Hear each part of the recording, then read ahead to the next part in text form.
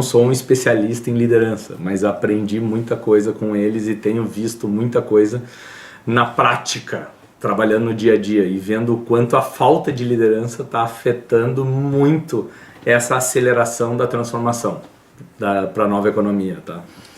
Vou colocar os seguintes pontos, assim, ó, minhas observações, tá?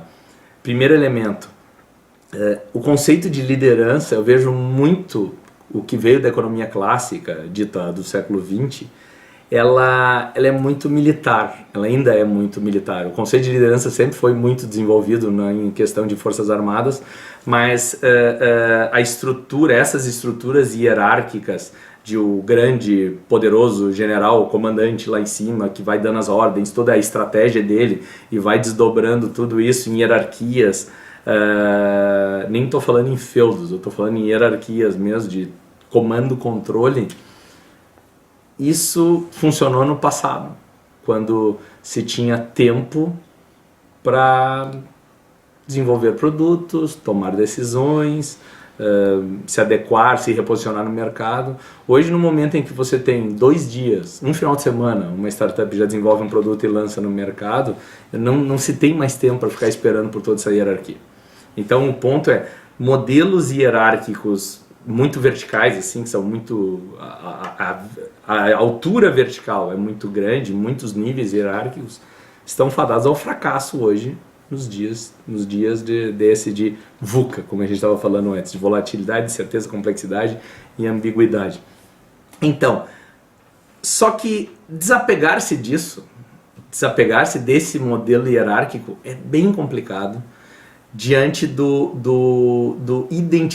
identidade, nem vou falar de missão do indivíduo, mas da identidade. Eu sou o gerente da área tal, eu sou o diretor do não sei o quê. Ou seja, esses rótulos dão um peso, um poder e um sentimento de conquista, de crescimento profissional que ajuda a retardar esse processo de mudança para o que a gente espera. Então, falando da velha liderança que eu estou vendo que atrapalha muito. Vamos começar. A tradicional, que a gente fala, o modelo chefão. Aquele que decide tudo e manda e quero para ontem, chamada liderança coercitiva, né? Toda forma que eu gerencio a minha empresa é por coerção, é por imposição, é por ameaças. Esse tipo de gestão, gente, não tem como continuar funcionando se você trabalha com algum tipo de profissional do conhecimento. Tudo que eu falo aqui, quando eu falo de análise de negócios, principalmente gestão ágil, o Lean do século XXI, essa organizações exponenciais, eu estou falando de profissionais do conhecimento. Então, esses profissionais do conhecimento não conseguem mais responder para esse tipo de gestão, que é a chefia. A palavra chefia está tão em desuso hoje, porque ela está associada à cadeira, ou seja, a cargo, a posição, e aí vem, agora eu sou teu chefe, eu é que vou mandar em ti. Então, esse é o primeiro modelo de liderança que eu vou dizer assim, ó, se você quer se adaptar para a nova economia, se você é gestão intermediária e está perdido ou com medo de o que será da minha vida, abandone completamente esse tipo de gestão, esse modelo de liderança. Segundo modelo de liderança que eu vejo, que também está, já está não só com seus dias contados, é que tem muita gente ainda que trabalha desse jeito, que é a liderança modeladora. A liderança modeladora é aquele que, mesmo que ele delegue, mesmo que ele não seja comando-controle no aspecto da chefia coercitiva, é ele que diz como tem que ser feito. Vai acabar chegando um momento que ele vai dizer assim, ó, deixa que eu faço, porque eu faço melhor do que o outro. Então, esse tipo de liderança também, ele acaba não ouvindo o todo, ele acaba não se beneficiando da inteligência coletiva, da rede, de seus colaboradores, de parceiros de negócio, dos próprios clientes, porque ele acredita que ele tem a resposta para tudo. Então é aquele que a gente fala que é o modelo de gestão de dentro para fora. E esse modelo de gestão também é típico da economia clássica, é típico da economia da gestão do século XX, que é, nós vamos dizer o que o cliente precisa. Nós vamos projetar aqui dentro de 4 paredes como serão nossos processos, nossos produtos. Então esse tipo de liderança a gente também não consegue lidar muito com ela. O terceiro tipo de liderança, eu estou falando aqui, estou usando um modelo que são 6 tipos de liderança comuns que a gente observa no mercado, tá? Em líderes, e eu estou usando esse modelo que são 6 modelos. Então, o terceiro, que é o que eu vou dizer assim, ele pode ser interessante em algum contexto mais político, mas ele é péssimo para tomada de decisão e para redução de lead time, para esse mundo de volatilidade, que eu preciso de tomadas rápidas de decisão, que é o afiliativo, que é dito. O afiliativo é aquele líder ou gestor que ele se dá com todo mundo, mas ele evita conflitos. Ele não discute. Ele ouve as coisas e assim, vamos agendar uma próxima reunião para discutir como nós vamos resolver. Precisamos ouvir agora tal coisa. Não, você não entende como é a nossa cultura. A nossa cultura é de tal jeito. Eu até para esses líderes eu costumo brincar diante dessa frase de você não entende como é a nossa cultura. Eu digo, traga ela para conversar comigo para eu tentar entendê-la. Eu quero conversar com ela. Então, na realidade, é uma grande provocação, porque ele está representando a cultura na minha frente. Então, eu posso dizer para ele assim, sim, realmente, eu não entendo por que você não toma uma decisão diante de um sentimento de urgência, que é transformar a organização o mais rápido possível, e você está querendo postergar ações, postergar realizações, porque você não quer entrar em conflito com ninguém. Então esse tipo de liderança, ele é interessante, o termo até o afiliativo, é porque é bem político mesmo, né? Eu quero me afiliar a todos, evitando eu em cima do muro e tal. Só que é um problema para esse mundo de hoje, tá? Esse mundo muito rápido de tomar decisão, ciclos curtos.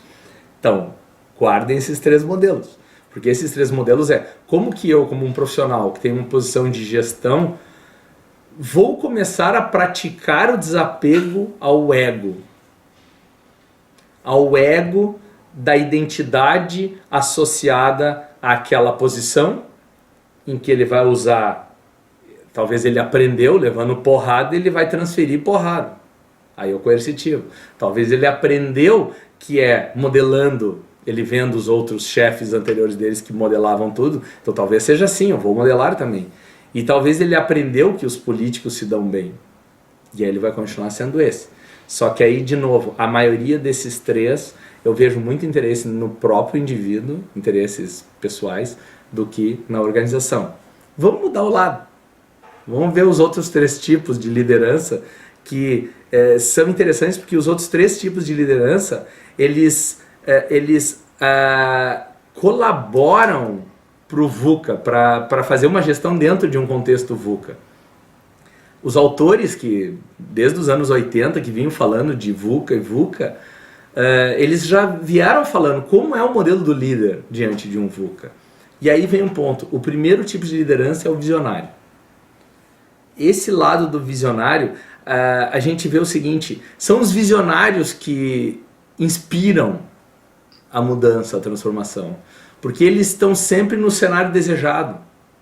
Eles estão sempre num cenário futuro. Eles estão sempre... É para lá que a gente tem que ir. É lá que a gente quer. É o crescimento.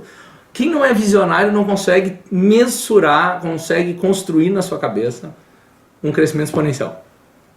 Porque quando a gente chega dentro dentro de algumas organizações e a gente lida com gestores dos outros 3 modelos, líderes, né, ou principalmente gestores dos outros 3 modelos, é engraçado que a gente começa a falar assim, ó, ao invés de 20% de crescimento, por que não 200% de crescimento?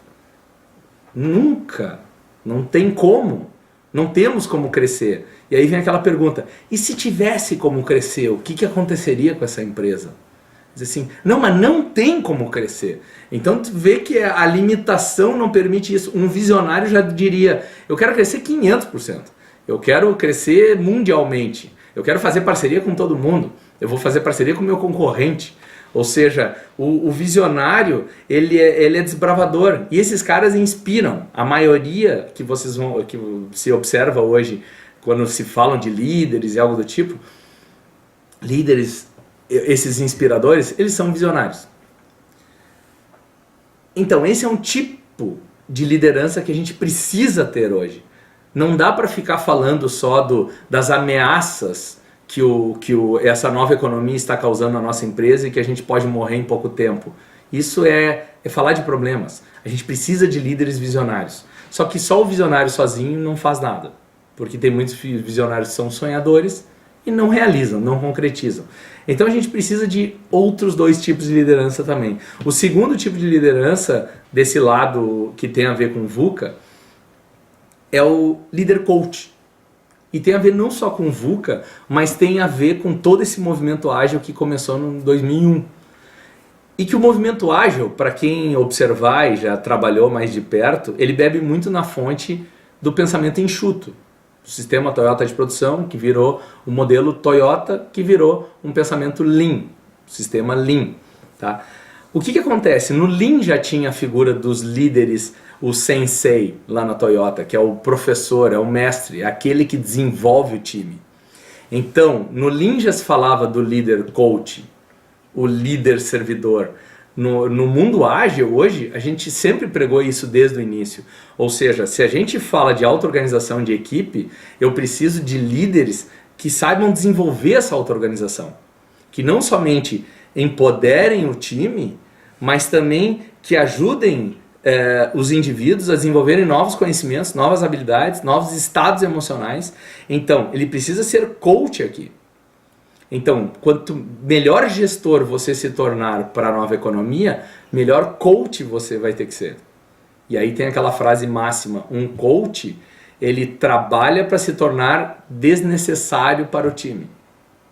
Então, por isso que eu sou um líder servidor, não é somente no caso do coach aqui. Porque o coach ele não está sendo servidor, ele está sendo um provocador, ele está fazendo mais perguntas para a melhoria, para a mudança do status quo, do que outra coisa. Mas essa questão da liderança servidora eu estou aqui para ajudar o time a ser melhor, cada vez melhor, mais rápido, em menos tempo, produzindo melhor, mas sempre vinculado àquele propósito, aquela visão do visionário. Então, se juntasse um coach com um visionário, seria bárbaro.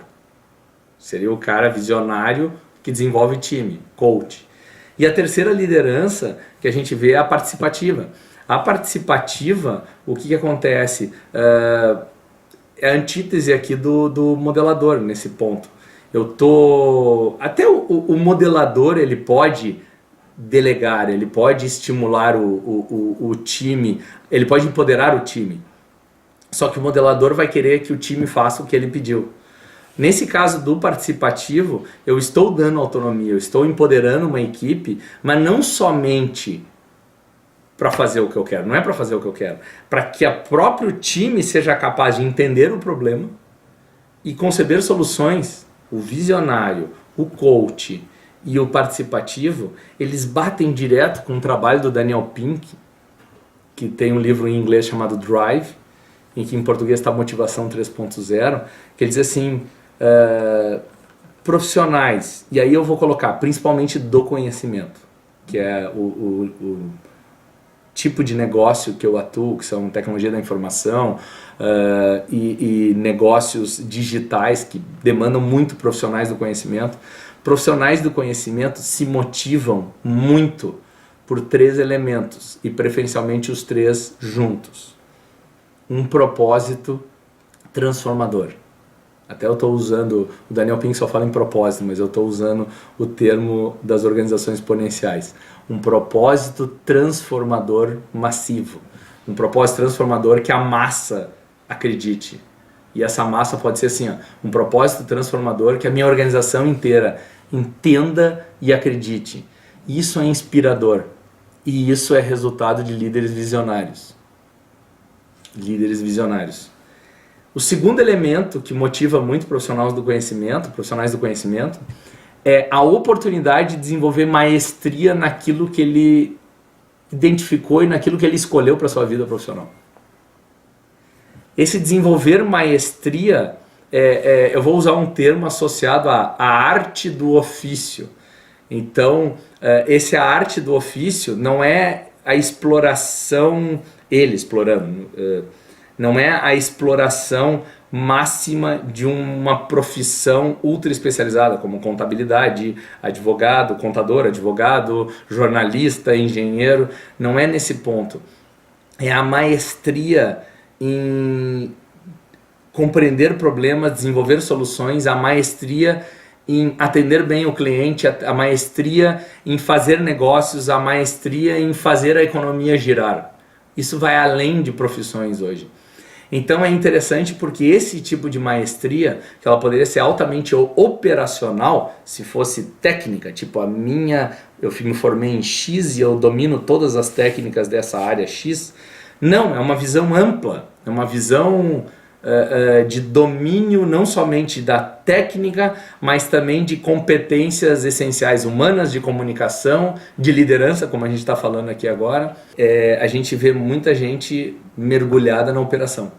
Então, eu não tenho tempo para olhar porque eu estou na operação. E quando a gente leva para dar um passeio, concorda comigo que olhar a floresta de cima não é discutir as folhas, não é discutir o nome daquela planta ali, é olhar a floresta de cima. Quando a gente faz isso, a gente vê direitinho pessoas que estão imersas em operação dizendo: vocês estão filosofando demais, onde na realidade nós estamos discutindo o negócio como um todo.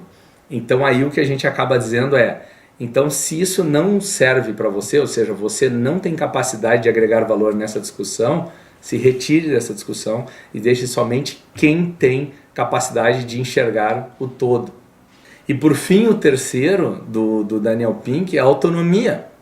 Que ele diz que tem o propósito, a maestria e a autonomia. Ou seja, não adianta você me encantar com um propósito, me deixar louco de vontade de trabalhar contigo porque você me diz que no teu ambiente de trabalho quem é mais sênior desenvolve os mais júniores com o objetivo dele se tornar sênior o mais rápido possível e a gente escalar a capacidade da organização. E o júnior também, assim que aprende, tem que passar para os próximos, ou seja, é um modelo de que todos desenvolvem todos, porque às vezes o próprio júnior tem conhecimento de coisas que o sênior não tinha. Então um ambiente desse de desenvolvimento de maestria cada vez mais rápido para aplicar no propósito é fabuloso, é incrível isso. Só que de nada adianta eu desenvolver essa maestria e você não me dá autonomia de eu aplicar no propósito. Então se eu disser, você vem para trabalhar comigo com grandes oportunidades de desenvolver maestria naquilo que você acredita, na tua escolha de profissão, na tua escolha de mundo profissional, aplicada ao propósito que você acredita, eu vou te dar autonomia para aplicar aquilo ali lá. Opa! Esses três elementos colocados na mesa, só falta do tipo assim, e você ainda vai me pagar por isso. Maravilha, é o céu, é o paraíso que você está me propondo. Então, essa questão aqui da autonomia tem muito a ver com líder participativo. Tem muito a ver com um líder que delega, tem muito a ver com um líder que confia. Então, fechando essa questão de liderança, a gente no modelo, aquele de transformação organizacional que a gente usa na Lean Business Analysis, a gente fala que na perspectiva da liderança, a gente precisa de pelo menos 3 elementos que estejam verdadeiramente dentro da mente, do coração, vamos dizer assim, do líder. Que é a compreensão da inspiração e a capacidade de inspirar pessoas. Eu acho que esse é o primeiro ponto. Tem a ver com visionário, tem a ver lá com essa questão do propósito. Segundo elemento, a capacidade de transformação. Ele tem que se enxergar como um agente de mudança. E ele tem que ser, para ele ser isso, ele tem que ter competências de coaching. Ele tem que saber fazer perguntas, ele tem que provocar, ele tem que fazer com que o time e os indivíduos se tornem melhores a partir dos seus próprios recursos. E não, agora vamos chamar um treinamento novo para te dar, tu vai para uma sala de aula, agora tu saiu com a resposta da humanidade. Não, tu não saiu com essa resposta. Então esse é o ponto, você vai ter que experimentar, você vai ter que aprender. E o terceiro elemento que a gente coloca aqui é a confiança. Confiança. Confiar no time e ser confiável. Então, esse confiar no time e ser confiável, ele é forte no aspecto de jamais eu daria autonomia para um time se eu não confiasse no time. E eu preciso ser exemplo de tudo isso. Então eu fecharia esse discurso todo de liderança com um modelo de competências essenciais que quando eu trabalhava numa empresa anterior foi implantado, foi desenvolvido e implantado na gestão de pessoas. E eu acho assim, uma das coisas lindas que foi feito naquele modelo ali e que eu uso até hoje, tá? Foi esse modelo de 3 competências essenciais que são fazer a diferença. A gente precisa que o líder faça a diferença dentro do ambiente em que ele lidera. Principalmente nesses 3 elementos do Daniel Pink que eu falei aqui. Propósito, maestria e autonomia. Fazer diferença estimulando o time, desenvolvendo o time. Segundo, ser exemplo de tudo isso. Não basta eu ficar dizendo e não fazendo. E o último é ir além do que sempre fez, do que sempre foi. Então, se renovar, se reciclar. Então, mensagem que eu deixaria hoje para os gestores que estão no seu questionamento do tipo, e agora, o que será a minha vida como gestor? Eu diria, pelo menos abandone o mundo daquela liderança que eu falei anteriormente, que me torna no mundo do chefinho, o chefe que fica no comportamentos, ditando comportamentos e olhando os resultados no ambiente. Sai disso, deixa isso para o time é capaz de fazer sua autogestão nisso. Trabalhe no nível de capacidades, crenças e valores. Isso é o nível de coach, ou seja, pelo menos seja um gestor líder coach, porque pelo menos você estará desenvolvendo o seu time, a desenvolver melhores capacidades. Eu digo sempre que um grande gestor da nova economia, ele tem uma área que era típica da área de recursos humanos, que para mim ela não precisa ser da área de recursos humanos. Tem que estar na cabeça de cada um dos gestores de uma organização, que é o pensamento de desenvolvimento humano e organizacional, DHO. Então cada gestor tem que ser um líder de DHO, de desenvolvimento humano e organizacional. Se ele fizer isso, a gente tem tudo conspirando a favor. Só precisaria do líder visionário, do inspirador, que eu colocaria no nível de identidade, missão e propósito. Identidade, missão e propósito.